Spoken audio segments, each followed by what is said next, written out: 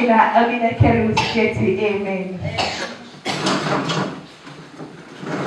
Amina. Bwana Yesu asifiwe. Bwana Yesu asifiwe. Bwana Yesu asifiwe. Amina. Hizi tunapochangamka ndivyo tunavyoruhusu ile nguvu ya uzima, nguvu ya kupokea inavyozidi kuingia ndani yetu. Amina.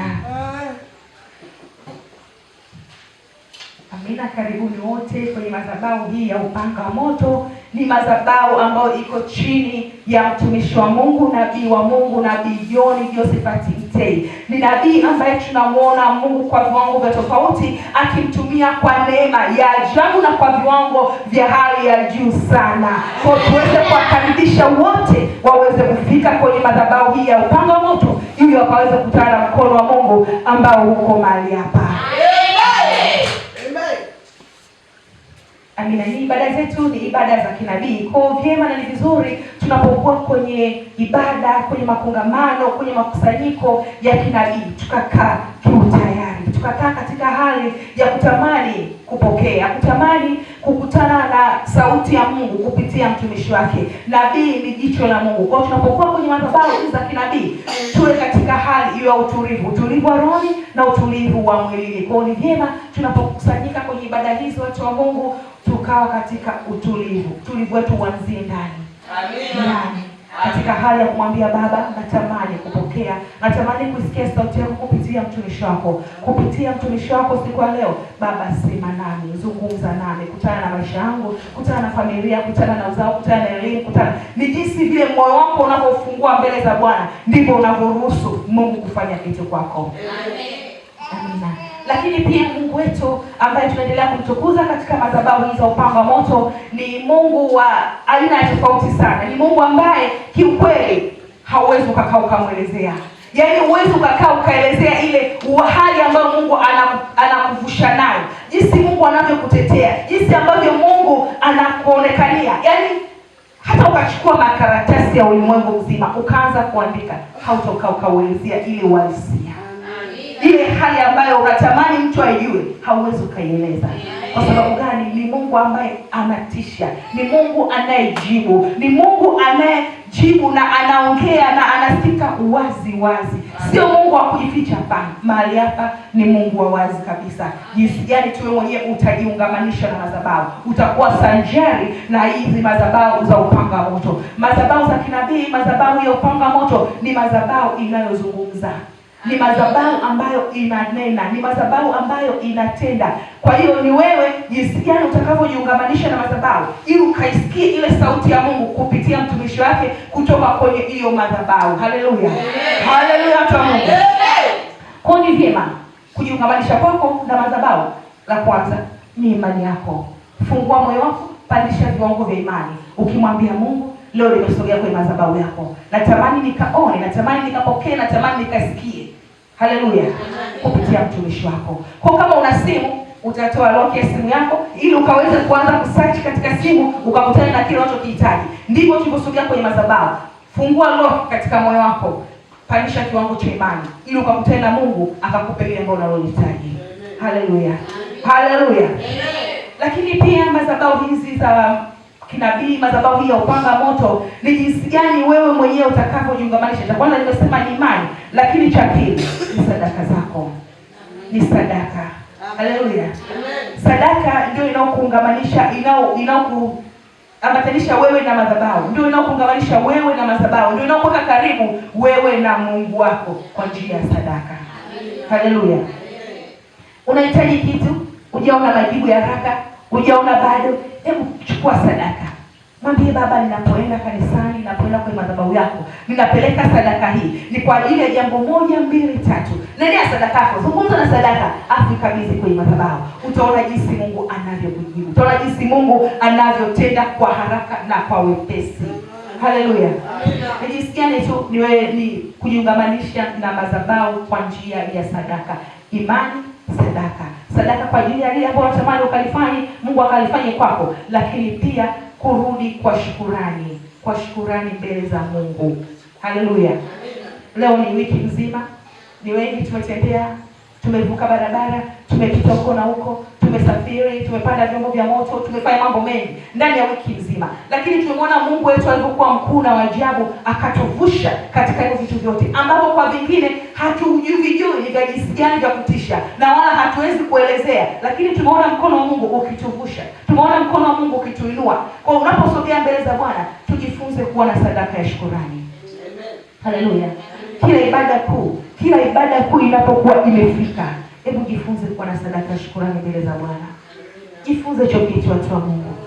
Mwambie Baba, nasogea mbele zako. Nina 1000 tu. Hebu tupige mfano 1000 tu. Tukasema sisi sote 10 hapa. Kila mmoja na 1000 yake. Ni sadaka tu. Mungu anajua ni sadaka yako ya shukrani mbele za Bwana. Lakini ile sadaka ya shukrani tofauti na sadaka ya kinabii, tofauti na sadaka ya kawaida, tofauti na sadaka ya fungu la 10. Tujifunze kurudi mbele za Bwana kwa shukrani kila nyakati. Amina. Amen. Tukaangalie somo letu la jioni ya leo ambalo tutaenda kuzungumza nasi mahali hapa. Roho wake mwema akapate kutufundisha na kutujuza. Tukaangalie Samueli wa kwanza.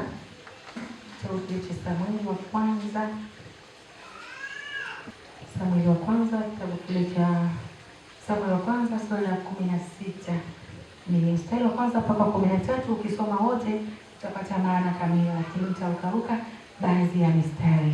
Bwana akamwambia Samueli, hata lini utamlilia Sauli, ikiwa mimi nimemkataa asiwamiliki Israeli? Haleluya. Akamwambia, ijaze pembe yako mafuta, uende, nami nitakupeleka kwa Yese Bethlehemu, maana nimejipatia mfalme katika wanawe. Tunamwona hapa Bwana akiwa anazungumza na Samueli. Aende kwenye mji wa Bethlehemu, aende akampake mafuta mtumishi wake. Lakini katika mji ule tayari kulishakuwa na mfalme, kulishakuwa na mtu ambaye anatawala mahali pale, ambaye ni Sauli. Kwa Samueli akamwambia, je, Sauli atakaponisikia ataniua?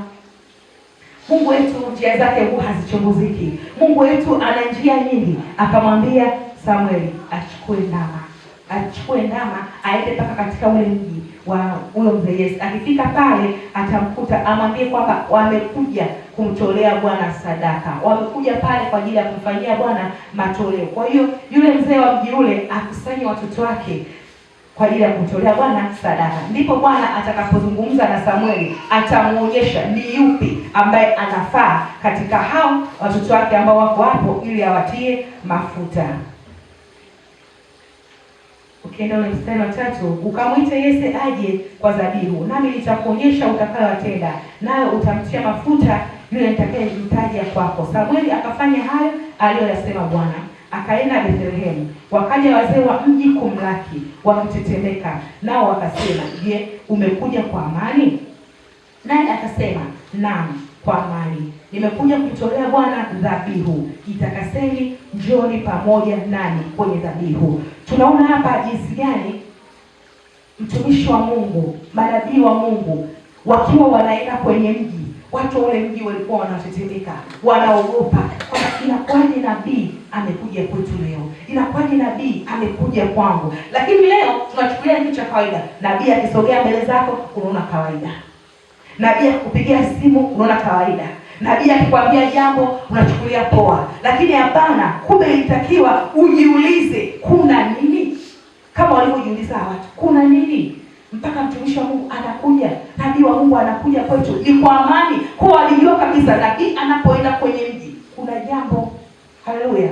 Kuna jambo ambalo Mungu amemwagiza kwa ajili ya ule mji, na akawajibu ni kwa amani.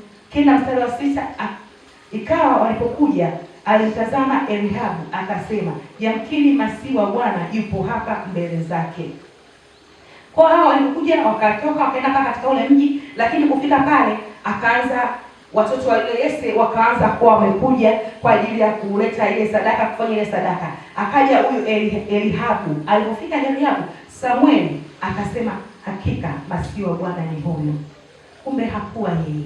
Mungu hatazami kama sisi wanadamu tunavyotazama. Haleluya. Ndio kichwa cha somo langu. Mungu hatazami kama sisi wanadamu tunavyoangalia. Mungu haangalii hivyo. Sisi wanadamu tunaangalia kwa umbo la nje, jinsi gani mwili ulipopendeza, jinsi gani alivyokuwa mzuri, jinsi gani alivyokuwa mtanashati. Ndivyo Samueli alipomwangalia huyu Eliabu. Alipomwona kwamba ni kijana mzuri, akasema yamkini Masihi wa Bwana yupo hapa mbele zake. Lakini Bwana akamwambia Samueli, usimtazame uso wake wala urefu wa kimo chake, kwa maana mimi nimemkataa. Haleluya. Bwana haangalii kama binadamu anavyoangalia, maana wanadamu huitazama sura ya nje, bali Bwana hutazama moyo. Mungu yeye anaangalia moyo. Wanadamu tunatazama kwa maumbile ya nje, lakini Mungu wetu anaangalia moyo wenye utayari. Kwa hata wewe mahali hapa ulipo, Mungu anaangalia nia ile ya ndani, ile nguvu ya ndani yenye kutamani kupokea, yenye kutamani kujua, yenye kutamani kubarikiwa. Hiyo ndio Bwana anayoangalia. Haangalii mazingira haya ya miili yetu ya nje. Hii miili ya nje itachoka na kuchakaa, lakini bali ule utu wa ndani hautokaa ukaharibika. Haleluya. Ndipo Yese akamwita Abinadabu, akampitisha mbele ya Samueli, naye akasema, Bwana hakumchagua huyu. Ndipo Yese akampitisha Shama, naye akasema, wala Bwana hakumchagua huyu. Yese akampitisha wanawe 7 mbele ya Samueli. Samueli akamwambia Yese, Bwana hakuwachagua hawa. Kisha Samueli akamwambia Yese, watoto wako wote wapo hapa? Naye akasema, amesalia mdogo wao, na tazama anachunga kondoo, wamlete, kwa sababu hatutoketi hata atakapokuja huku. Basi akatuma mtu, naye akamleta kwao. Naye alikuwa mwekundu, mwenye macho mazuri, na umbo lile lilokuwa la kumpendeza. Bwana akasema, ondoka, mtie mafuta, maana huyu ndiye. Haleluya. Ndipo Samueli akaitoa pembe yenye mafuta, akamtia mafuta kati ya ndugu zake, na Roho wa Bwana akamjilia Daudi kwa nguvu tangu siku ile. Basi Samueli akaondoka zake Rama. Tunaona jinsi gani hapa Samueli alikuwa anatazama kwa umbo la nje, lakini Mungu wetu hakuangalia hivyo. Yeye alikuwa anaangalia moyo ule utayari. Alikuwa anaangalia kiu ile ya ndani. Ni jinsi gani, ni mtu gani anayetamani, anayesikia sauti ya Mungu, ali ambaye yuko tayari kwa ajili ya kumtuma. Maana si kila mtu utakayemwambia habari za Mungu atakuwa na utayari. Mwingine atakutolea sababu, nina watoto. Mwingine atakwambia kazi. Mwingine atakwambia hiki. Lakini Bwana anaangalia moyo wenye utayari. Amen. Kwa hapa tunajifunza nini? Jinsi gani Mungu wetu yeye anavyomwangalia mtu. Huyu Daudi alikuwa nyikani akichunga kondoo. Kwanza alikuwa ni mdogo, lakini bado alikuwa anachunga, yupo huko, hajui kinachoendelea nyumbani kwa baba yake. Alikuja mtumishi hapa Samueli kwa ajili ya kuatia mafuta. Samueli akataka kuatia mafuta wale ambao aliwaona kwamba wana vimo vya kupendeza, lakini kumbe Mungu hakuwatazama. Mungu anatazama mtu ambaye kwa wakati ule alikuwa anachunga. Kwa hiyo tunaona jinsi gani Mungu wetu anainua mtu kutoka mahali pa chini na kumpandisha mpaka juu. Hakumwangalia Daudi kwamba anachunga kondoo. Hakutazama hiyo kazi yake. Alitazama jinsi gani moyo wake uko tayari yeye kuwa mfalme katika ile taifa. Yeye kukaa mahali pale na kutawala katika ile taifa. Haleluya. Kwa mahali ulipo mtu wa Mungu, usikate tamaa. Usivunjike moyo. Ukasema mbona nimechoka? Mbona nimedharaulika? Mbona niko hivi? Hapana. Jinsi alivyomuinua Daudi, ndipo atakavyoenda kuinua maisha yenu. Ndipo atakavyoenda kuinua maisha ya watoto wetu. Ndipo atakavyoenda kuinua maisha ya uchumi wetu. Ndipo atakavyoenda kuinua maisha ya afya tulizokuwa nazo. Haleluya. Haijalishi madaktari wanakuambia majibu gani. Haijalishi wewe mwenyewe unaona kwamba upo katika mazingira magumu kiasi gani, biashara haziendi, watoto hawaelewi. Hapana. Mimi na moyo wako mbele za Bwana. Peleka mbele za Bwana mahitaji yako. Mungu atakuinua pale ulipo. Mungu ataenda kuinua watoto wako. Leo wanaonekana ni wako zero, lakini kupitia madhabahu ya upanga moto, Mungu anaenda kuinua kwenye elimu. Mungu anaenda kuwatetea kwenye hizo elimu zao. Mungu anaenda kuwafanya kuwa kichwa. Haleluya. Amina. Amina. Tukaendelea kusoma ile kitabu kile cha Isaya 66. Haleluya. Amina. Huko tumemuona jinsi gani Daudi alikuwa na ile hali ya kuwa mnyenyekevu mbele za Bwana. Daudi alikuwa ni mtiifu. Daudi alikuwa ni ananyenyekea. Ndipo Mungu alipomwangalia. Kija hapa anasema kwamba lakini mtu huyu nitakayemwangalia ni mtu aliye mnyonge, mwenye roho iliyopondeka, atetemekeaye aisikiapo sauti yangu. Haleluya.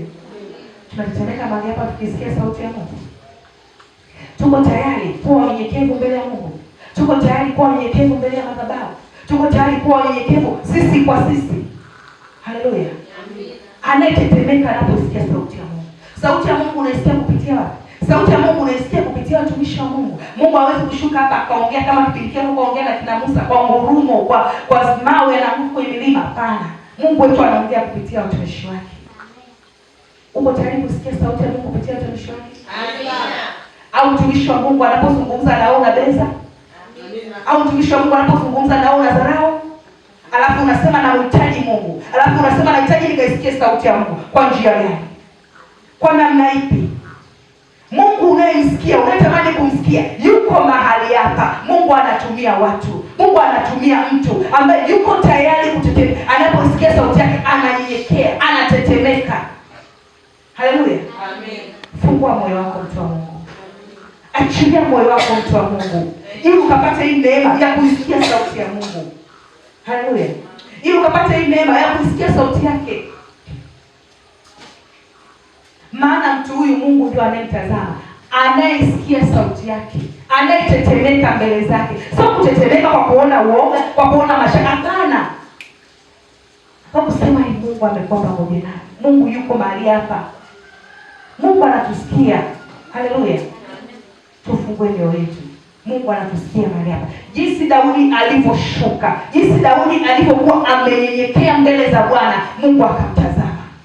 Na wewe utakapokuwa mnyenyekevu mbele za Bwana, mbele ya madhabahu, mbele ya watumishi wa Mungu, mbele ya wanadamu wenzako, Mungu atakutazama. Mungu atakukweza kwa wakati wake. Amina. Haleluya. Haleluya kwa Mungu. Amina. Mungu anatamani kuona moyo unyenyekevu. Amen. Moyo wenye utii. Amen. Moyo wenye tayari. Moyo ambao uko tayari kuisikia sauti yake nyakati zote. Amen. Haleluya. Amen. Sio moyo ambao una majigambo, una majivuno, unajikweza, unajihesabia haki. Mungu atazama mtu wa Mungu. Mungu atazama mtu wa jinsi hiyo. Mungu anatazama moyo ulio tayari, moyo wenye utii, moyo wenye unyenyekevu mbele zake. Moyo ambao uko tayari kufanya kazi ya Bwana. Moyo ambao uko tayari kutenda mapenzi ya Bwana. Haleluya. Amina. Tujichunguze mahali tulipo. Tutafakari njia zetu. Tuchunguze mioyo yetu. Tuko tayari kutumika mbele za Bwana. Amen. Tuko tayari kunyenyekea mbele ya madhabahu. Amen. Tuko tayari kunyenyekea mbele za watumishi wa Mungu. Amen. Haleluya. Mungu anatazama moyo wenye utayari. Mungu anatazama moyo wenye utii. Moyo wenye utayari, moyo wenye utii. Tunaona wana wa Israeli. Wana wa Israeli katika kitabu kile cha Kumbukumbu 27:1-3. Wana wa Israeli walikuwa wakiongozwa na Musa. Wakiongozwa na Musa. Katika kipindi chote alichokuwa jangwani, Musa alikuwa akiongoza. Musa alikuwa akienda mbele za Mungu kuombea. Musa alikuwa akipanda akiwaombea baraka, akiwaombea msamaha, akiwaombea nguvu. Musa alikuwa anashuka kwa unyenyekevu. Musa alikuwa anatazama kwa unyenyekevu. Haleluya. Lakini leo hii tunaye Musa kati yetu. Tunaye Musa mbele yetu. Ni mtumishi wa Mungu amesimama mahali hapa. Yeye alikuwa ni kama kiongozi wetu, akiwa ni kama Musa aliyotangulia kutupeleka mbele za Baba. Haleluya. Sio kamilifu, lakini mtumishi wa Mungu anakubali kukesha milimani, anakubali kukaa katika mvua, anakubali kukaa na njaa, ili tu wewe akiwa kama kiongozi wako abebe mahitaji yako, abebe maisha yako, abebe familia zetu, azipeleke mbele za Bwana. Haleluya. Lakini bado tunashindwa kuwa watii mbele zake. Tunashindwa kuwa watii mbele za Bwana. Tunashindwa kuwa wanyenyekevu mbele za Mungu. Haleluya. Mungu wetu hayuko hivyo. Anatamani sana kuona mioyo yenye unyenyekevu, mioyo yenye utii, mioyo ambayo iko tayari kwa ajili ya kufanya yale yanayompendeza Mungu. Haleluya. Haleluya kwa Mungu. Daudi aliinuliwa kwa sababu ya unyenyekevu wake. Unyenyekevu uliokuwa ndani yake. Mungu alitazama uko kondeni, akamwambia hapana, ninamhitaji mtoto wangu. Akasema hapana, ninamhitaji huyu ndiye mpaka wa mafuta wangu. Asogee mahali hapa. Na Samueli akamtia mafuta. Tena tunakumtia mafuta, Roho wa Bwana akawa juu ya Daudi. Roho wa Bwana akawa pamoja na Daudi. Kuna Tuendelee kuwa na moyo wa utii, moyo unyenyekevu, ili tukaweze kupokea hizi baraka za Mungu, ili tukaweze kuona mkono wa Mungu ukiwa pamoja nasi, ukiwa juu yetu, ukitutetea, ukitupigania kwa njia ya utii. Utii, watu wa Mungu, utii. Maandiko yanasema utii ni bora kuliko sadaka zako. Haleluya. Utii ni bora kuliko sadaka unazotoa mbele za Bwana. Yamkini unapeleka mamilioni lakini hauna utii ndani yako. Mungu anazungumza na wewe kupitia mtumishi wake. Unashindwa kumtii yule mtumishi wa Mungu ambaye saa hiyo anazungumza nawe. Alafu ndani yako unasema ninampenda Mungu. Ni Mungu alizaliwa unayempenda wewe? Ni Mungu wa wapi? Akiwa huyu mtumishi wa Mungu unamdharau. Akiwa mtumishi wa Mungu unamuona hafai. Akiwa mtumishi wa Mungu anakuelekeza kitu unaona hapana. Alafu unasema una Mungu. Alafu unasema unampenda Mungu. Haleluya. Amina. Tuwe ni watu wenye utii. Tuwe ni watu wenyenyekevu mbele za Bwana. Amina. Haleluya. Mungu wetu anatazama moyo ule wa ndani. Ile nia ya ndani. Ile shauku ndio anaitazama. Kila katika kitabu cha Zaburi anasema kwamba kama ayara ayatamanivo maji ya mto, ndivyo moyo wangu unavyokutamani Bwana. Amen. Haleluya. Kwa kumbe tunatakiwa tuwe na kiu ya ndani ya kumtamani Kristo.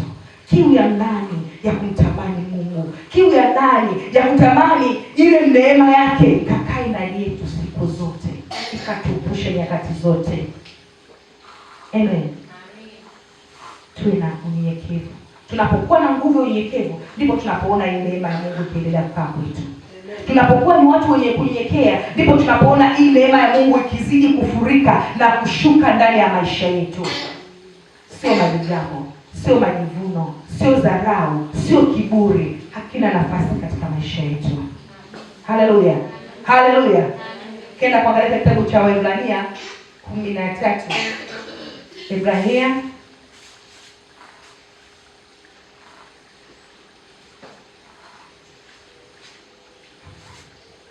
Ebrania 13.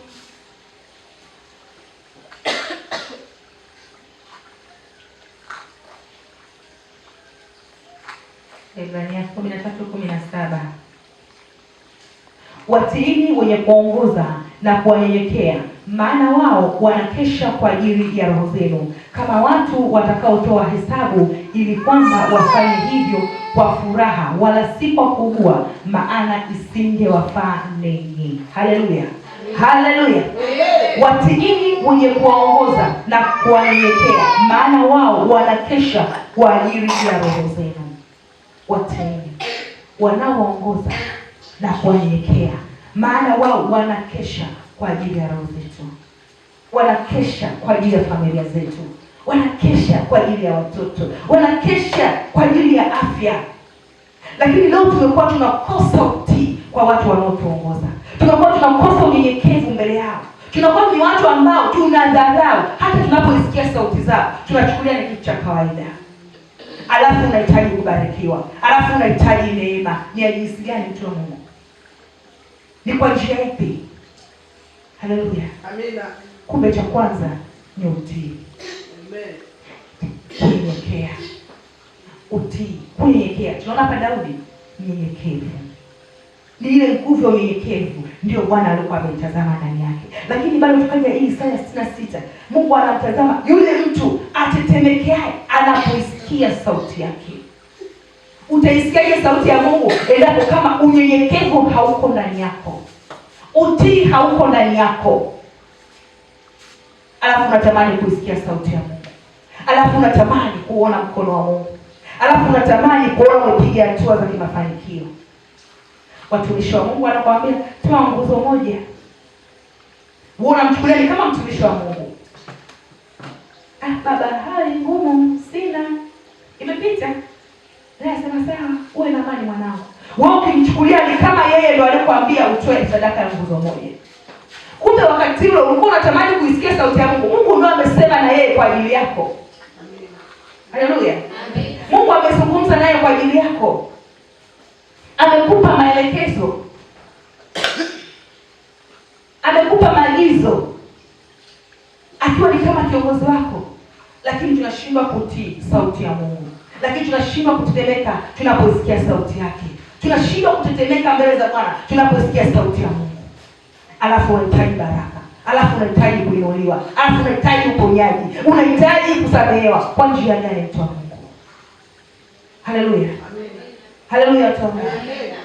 Kama kuna maombi ambao unapaswa kuanza kubadilika kumwomba Mungu, mwambie Mungu, nipe nguvu ya utii na unyenyekevu ndani yangu.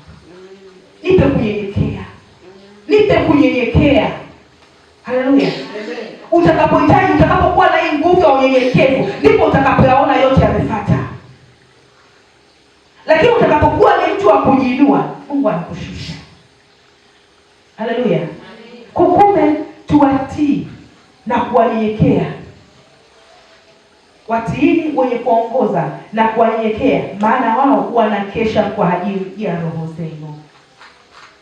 Tumishi wa Mungu sasa hivi yuko mlimani kwa maombi. Kumbuka ni kipindi cha mvua. Kumbuka ni kipindi hiki ambacho kiukweli hakipaswi mtu kuwa sehemu tofauti na mazingira nyumbani mwake. Haifai. Lakini bado amekubali kutoka, amekubali kuacha mji wake, amekubali kuacha akaenda kukesha kwa ajili ya roho zetu. Ameenda kukesha kwa ajili ya kutuombea.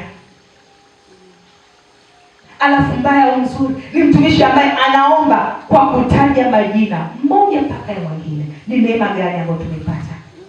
Ni neema gani ambayo Mungu ametuachilia kwetu? Lakini bado tunashindwa kuitii sauti ya Mungu kupitia yeye. Lakini bado tunashindwa kunyenyekea tunaposikia sauti ya Mungu. Lakini bado tunashindwa kunyenyekea mbele za Bwana. Haleluya. Anasema watiini, watiini mwenye kuongoza na kuwanyenyekea. Kunyenyekea sio utumwa. Kutii sio ni nguvu ya kwamba unashindwa kutii. Hapana. Ni kitu chepesi sana. Utakapokuwa na Roho Mungu ndani yako, kwa sababu umekubali kutiishwa na Roho Mungu, utashangaa tu unatenda vile ambavyo unatamani kufanya. Roho Mtakatifu anakuongoza. Roho Mtakatifu anakuwezesha. Haleluya. Amina. Haleluya tu Mungu. Tamani mtu sasa, mtu fulani ni mnyenyekevu. Mtu fulani ni mtii. Hata ukamwambia saa ngapi atafanya, hata ukamwambia nini atatenda. Si wewe, ni Roho wa Mungu anakuongoza. Ni ile nguvu ya Mungu ambayo iko ndani yako inakufanya ukatii, inakufanya ukanyenyekea. Haleluya. Kwa kumbe tunachopata sisi ni kuwa watu wenye utii, ni kuwa watu wenye kunyenyekea, ni kuwa watu ambao tunawatii viongozi wetu, tunawatii watumishi wa Mungu. Jinsi gani hapa tunaona wana wa Israeli walipokuwa wakiongozwa na Musa, walipokuwa wakiwa pamoja na Musa, Mungu aliwatazama. Musa alikuwa anaenda mbele kwa ajili ya kuombea. Musa alikuwa anachukua maombi ya wana wa Israeli, anaenda anakutana na Mungu, anarudi anawaambia Mungu amesema 1 2 3.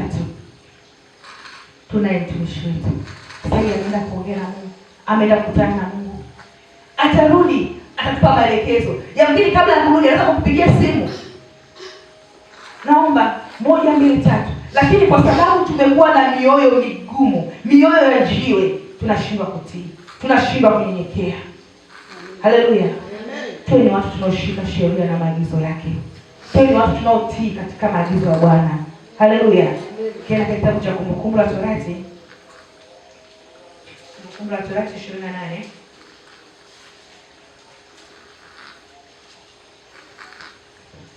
Anasema, utakapoisikia sauti ya Bwana Mungu wako kwa bidii.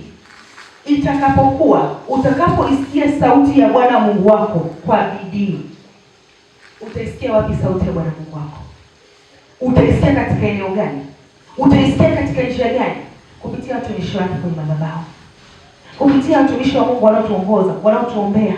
Hapo ndio tunaposikia sauti ya Mungu. Hapo ndio tunapoona maagizo ya Mungu. Hapo ndipo tunaposikia sheria za Mungu. Utakaposikia sauti ya Bwana Mungu wako kwa bidii na kutunza kufanya maagizo yake yote ni kuagizayo leo, ndipo Bwana Mungu wako atakapokukuza juu ya mataifa yote ya dunia. Kumbe kuna baraka za utii. Kuna baraka za utii katika maisha yetu. Tunapokuwa ni watu wenye utii, ni watu wenye kunyenyekea, kuna baraka zetu. Mungu anaachilia baraka. Cha kwanza amesema hapa, ndipo Bwana Mungu wako atakapokutukuza juu ya mataifa yote ya dunia. Unaona? Atakapokutukuza kutukuza juu ya mataifa yote ya dunia. Tunamwona pale Daudi, kwa sababu ya utii, Mungu alimuinua kutoka hali ya kuchunga kondoo mpaka kwenda kuwa mfalme. Kwa sababu nini? Ya utii. Bado hapo Mungu anasema kwamba nitakapokutukuza juu ya mataifa yote ya dunia, utaheshimika. Juu ya familia yako utaheshimika, juu ya ukoo wako utaheshimika, juu ya mtaa wako utaheshimika, juu ya ndugu zako. Haleluya, haleluya, mtu wa Mungu. Kikubwa nini? Utii, unyenyekevu, na baraka hizi zote zitakujilia na kupata uisikiapo sauti ya Bwana Mungu wako. Baraka zitatujilia tutakapoisikia sauti ya Bwana Mungu wetu. Baraka zitakuwa pamoja nasi, tutajiliwa na baraka nyingi sana. Anasema kwamba utabarikiwa mjini, utabarikiwa mashambani, utabarikiwa mjini. Tuko katika, tunasema hapa ni mjini. Mungu atakubariki. Mungu atakubariki katika maeneo haya. Mungu atakutunza katika maeneo hayo. Haleluya. Kwamba utabarikiwa mjini, kazi zako, maisha yako yatabarikiwa. Lakini bado hata kama utalima mashambani, bado hata kama utapanda mbegu, Mungu atazibariki, Mungu ataziongeza, Mungu atazitukuza, Mungu ataziinua, Mungu ataenda kuzifanya zikawa ni nyingi. Utabarikiwa uzao wa tumbo lako na uzao wa nchi yako. Utabarikiwa uzao wa tumbo lako. Mungu ametubariki watoto. Watoto wetu wataenda kuwa watoto wenye baraka. Watoto wetu wataenda kuwa watoto wenye nguvu. Watoto wetu wataenda kuwa watoto wenye nguvu ya Mungu ndani yao. Kwamba darasani watakuwa juu, katika kazi watakuwa juu, kila eneo ambalo watapita watoto wetu watakuwa wamebarikiwa. Haleluya. Amen. Nini? Wewe mzazi umetii, baraka zinaandamana kwa watoto.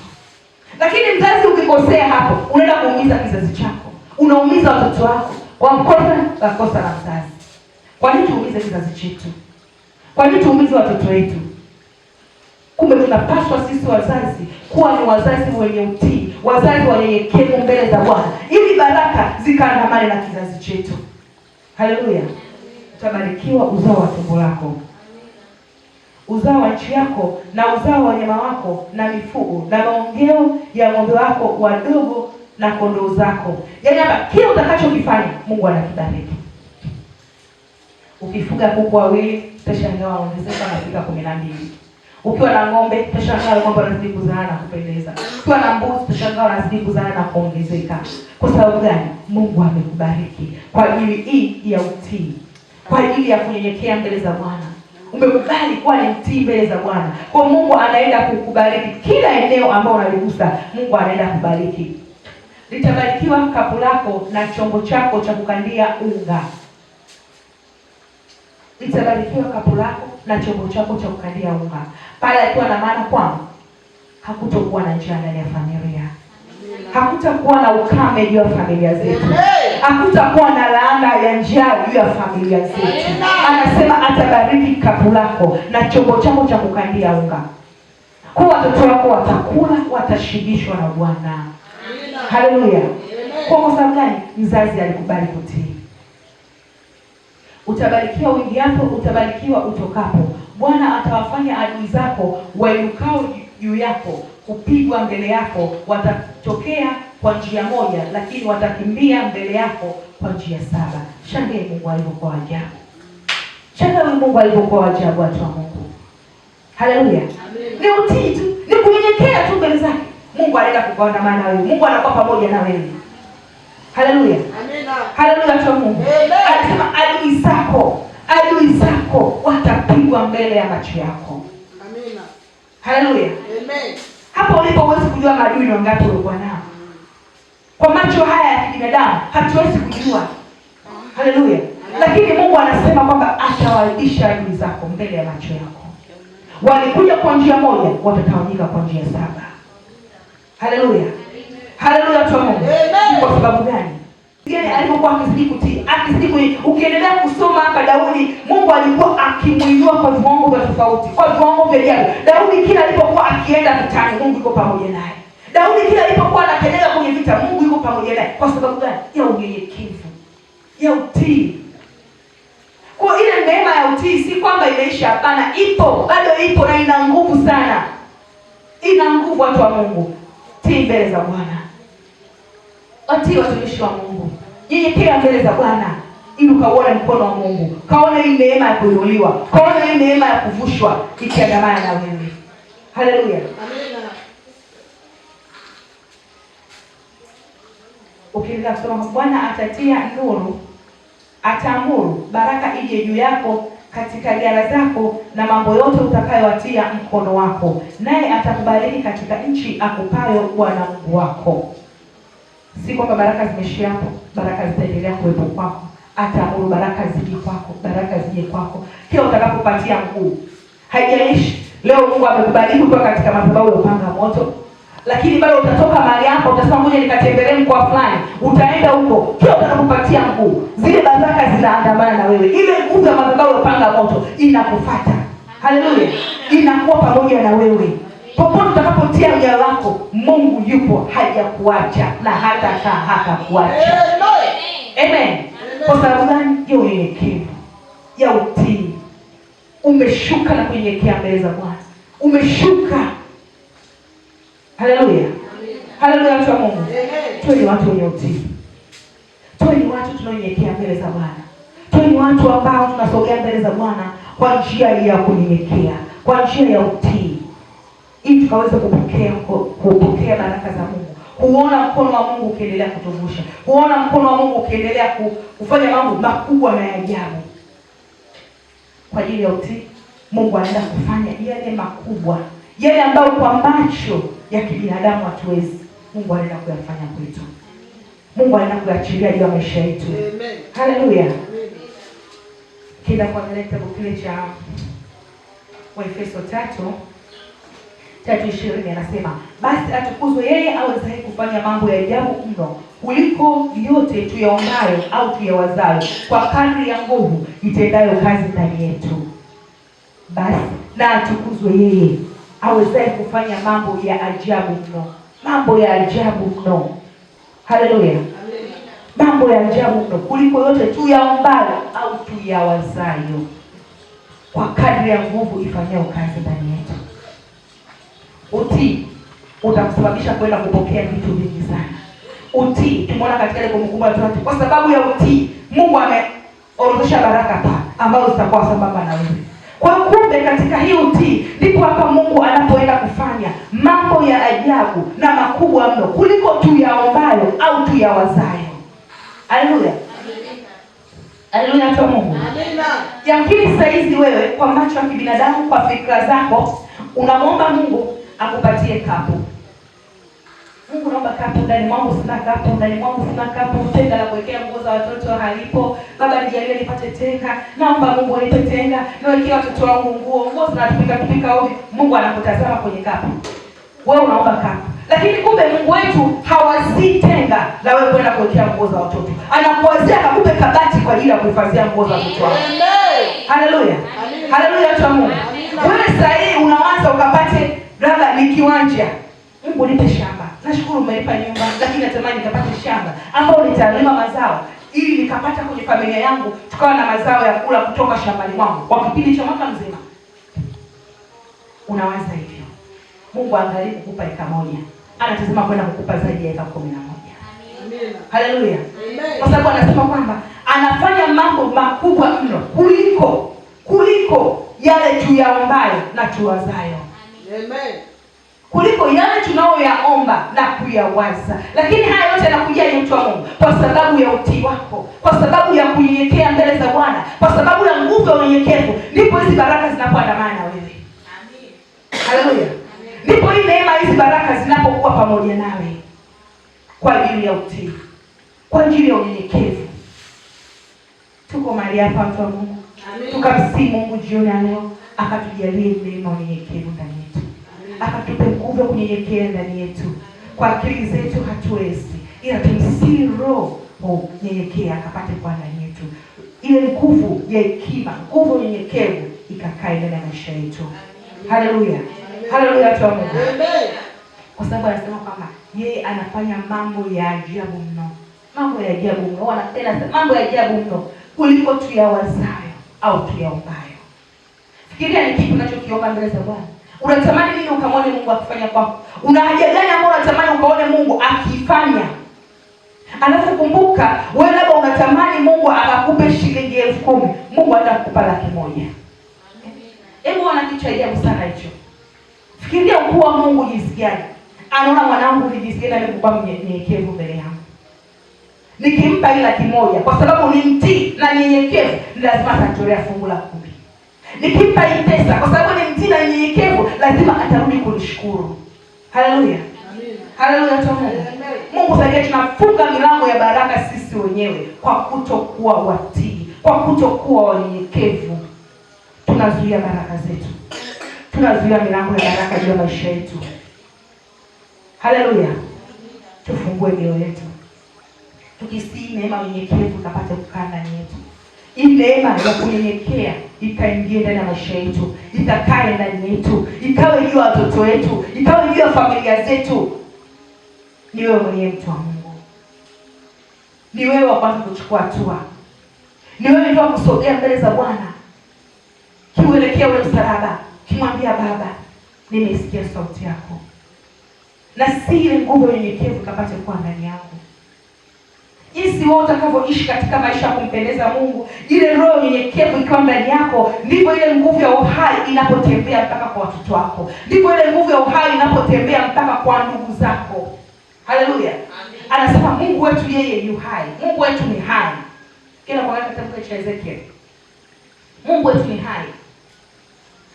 Kule mbinguni kwa kuna malaika wana magurudumu. Yaani wakitamani tu kwenda yale magurudumu muda ule wanageuka nao kwenda. Yaani si kwamba wao wanageuka, hapana. Yale magurudumu yanaenda. Wakijisikia kwenda hivi yanaenda kwa sababu ule uhai ulio ndani yao unatembea kama kwenye yale magurudumu. Ile nguvu ya uhai. Haleluya. Kwa kumbe kama Mungu wetu ni hai na mimi nasema ni mtoto wa Mungu, lazima mimi pia niwe hai. Katika uhai niliokuwa nao, siwezi kuwa na watoto ambao hawako hai. Lazima watoto wangu watakuwa hai. Haleluya. Siwezi kuwa na rafiki ambaye hayuko hai. Kwa hata kama nina rafiki, kwa sababu mimi ni hai, rafiki yangu pia atakuwa hai. Mume wangu pia atakuwa hai. Uchumi utakuwa hai. Kwa hiyo biashara kutakuwa hai. Kwa sababu mimi niko hai. Haleluya. Mungu wetu yu hai. Kwa lazima wewe ukiwa unasema mimi ni mtoto wa Mungu, Mungu yuko hai, uhai unakaa ndani yako. Kwa kile unachokifanya nacho kinakuwa hai. Lakini uhai utapataje? Ni kwa njia ya utii. Kwa njia ya unyenyekevu. Unatii. Unatii mbele za Bwana, unasema Bwana, nimesogea mbele zako. Nimekubali kushuka na kunyenyekea. Nitumie Bwana kama chombo. Nitumie mimi mtoto wako. Nitumie Bwana. Iye pekee anakutia nguvu. Ile nguvu ya kwanza kutumika inaingia ndani yako. Ile nguvu ya huduma inaanza kuingia ndani yako. Mungu anakutumia. Mungu anatembea na wewe. Mungu anakaa na wewe. Haleluya. Kupitia madhabahu ya upanga moto, Mungu hajawahi kumwacha mtu. Mungu wetu wa madhabahu hii ya upanga moto hajawahi kumwacha mtu. Hajawahi. Ni jinsi gani wewe umejiungamanisha na madhabahu? Ni jinsi gani wewe uko sanjari na huyu Yesu tunaomuita katika madhabahu ya upanga moto? Ni jinsi gani? Ukikaribia madhabahu, ndivyo ile neema madhabahu inavyotembea ndani mwako. Lakini utakapokuwa mbali naye, madhabahu nayo inakutenga. Haleluya. Haleluya tu. Amen. Tuwe ni watu wenyekevu ndani yetu. Tuwe ni watu wenye utii ndani yetu, ili tukaweze kupokea zile baraka za Mungu. Ili tukaweze kuona ule mkono wa Mungu. Tunaona hapa jinsi gani Daudi alikuwa mnyenyekevu. Tunaona jinsi gani hapa Isaya 66. Mungu anamtazama mtu yule mwenye moyo, mwenye roho iliyopondeka, atetelekeaye aisikiapo sauti yake. Hebu omba ile neema. Msi Mungu akupe ile neema. Mwambie Baba, nipe neema kusikia sauti yako. Nipe neema kunyenyekea mbele zako. Nipe nguvu Bwana. Mungu wetu ni mwaminifu. Kile ukiombacho ndicho Mungu anachoenda kukupa. Kile ukiombacho ndicho Mungu anachoenda kukupatia. Haleluya. Anasema yeye anatuwazia mambo ya ajabu na makubwa mno kuliko tuyaombayo wala tuyawazayo. Hiyo ni leo tunaposimama mahali hapa tukamwabudu Mungu, Karibu praise kwa kumwabudu Mungu. Tunamwabudu Mungu. Tunapeleka haja ya mioyo yetu mbele zake, tukimsihi Mungu, tukimsihi Bwana, tukimwambia Baba akatupe neema ya unyenyekevu ndani yetu. Akatupe nguvu ya kunyenyekea ndani yetu. Tusiwe ni watu wenye kiburi, tusiwe ni watu wenye kujinua, tusiwe ni watu wenye majigambo, tusiwe ni watu wenye dharau, bali unyenyekevu kaongezeke ndani yangu. Unyenyekevu ukawe maishani mwangu. Unyenyekevu ukawe juu yangu. Haleluya.